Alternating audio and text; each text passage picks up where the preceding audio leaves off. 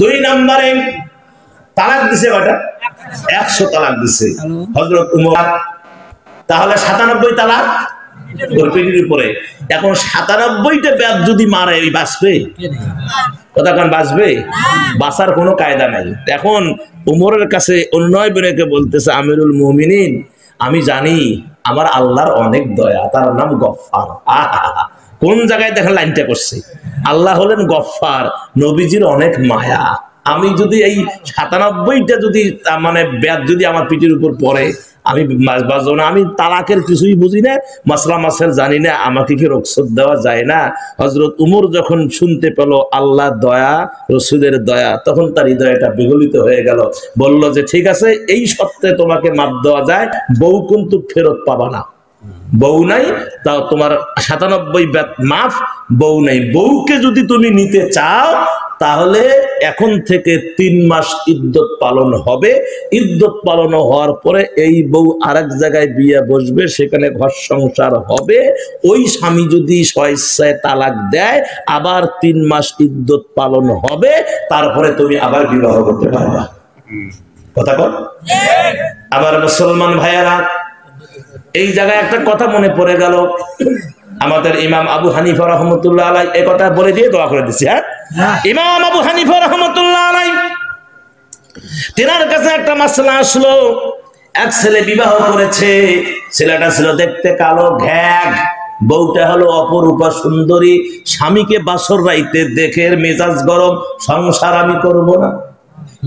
বউকে বউ বলে দিল, খবরদার তুমি আমার গায়ে টাচ করতে পারবা না। আমি জানি না তোমার এরকম চেহারা, আমি তোমারে ভালোবাসি না, তোমারে আমি সহ্য করতে পারছি না, আমারে তালাক দাও, আমি তোমার সংসার করব না। আমার ভাইয়েরা, এভাবে সে 2-1 মাস যাচ্ছে, কিন্তু বউ আর ওই একই বিছানায় থাকে, মাঝে মাঝে কোলবালিশ। একটা যুবক মানুষ বিয়ে করার পরে যদি এই অবস্থা হয়, সহ্য হবে কোন? রাগ করিয়ে এক রাইতে বলতেছে, তুমি যদি ফজর পর্যন্ত আমার সাথে কথা না বলো তাহলে 3 তালাক। ও এখন টেপ আছে না, একে ভারী করে মুখত দিছে।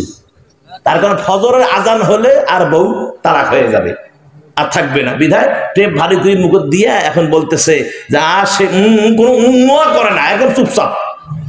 আমার ভাইয়েরা, এ তো বিপদে পড়ে গেছে, যে এমনিতে ছিল ভালোই ছিল, এখন তো আর কোনো কথাই কয় না, ফজরের আজান হলে বউটা চলে যাবে, তালাক হয়ে গেল।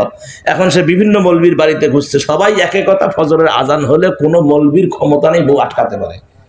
তখন সে কান্নাকাটি। পরে ইমাম আবু হানিফার কথা মনে হয়েছে, দৌড় যা ডাক দিয়ে তুলছে, হুজুর আমার অবস্থা খারাপ, এই ঘটনা, যা বাড়ি যা, আমরা চিল্লাছি, যা কোনো তালাক হবে না। সুবহানাল্লাহ, কোনো তালাক হবে না, যাও। বাড়ি আসছে তো মুসমুসকি হাসে, তার বড় ইমাম বলছে তালাক হবে না। একটু পরে এই ইমাম আবু হানিফা উনি নিজেই আজান দেওয়া শুরু করছে। এখন বউ টেপ খুলিয়ে গায়, ওই যে ফজরের আজান, আমি আর নাই, আমার কি কি আনছেন সব দিয়ে দেন, আমি আর থাকবো না, আমি তালাক হয়ে গেছি।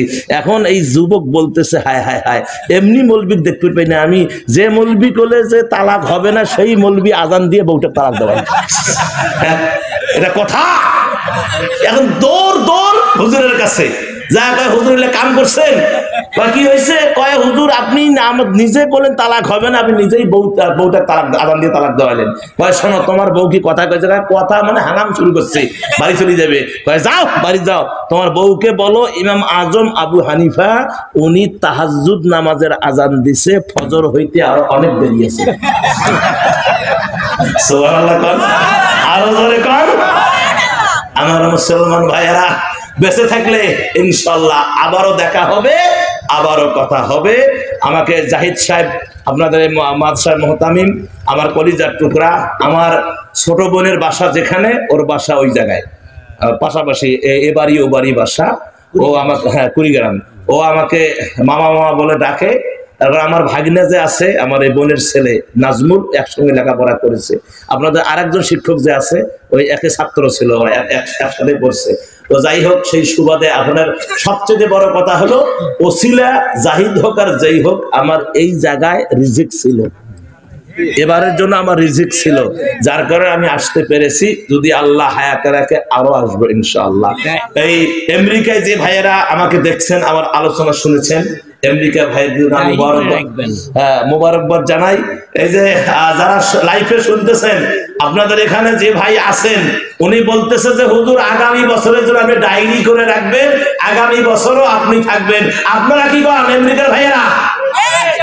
আপনারা কি করেন? কানে কানে হাত তুলে দেখেন, লিল্লাহি তাকবীর। হ্যাঁ বাস, যদি আল্লাহ কবুল করে হায়াতে যদি রাখে তাহলে দেখা হবে। আমার সম্মানিত ভাইয়েরা, ওয়ালাইকুম আসসালাম, ওয়ালাইকুম আসসালাম। ওই আমেরিকা আমি বলতেছি শ্রোতাদেরকে, আমেরিকায় যারা অ্যাড হয়েছে বুঝছেন, ওনারা এই ওয়াজ শুনতেছে, আপনাদের উপস্থিতি দেখে ওনারা অনেক খুশি, গ্লাড, এবং ওয়াজ যে খুব সুন্দর হয়েছে, ওরা কয়েকটা পরিবার আমেরিকায় ওরা এই লাইফে দেখতেছে, ওরা অত্যন্ত খুশি। আলহামদুলিল্লাহ, আমরা ওনাদের জন্য সকলেই আমরা ওনাদের জন্য দোয়া করবো, ঠিক আছে?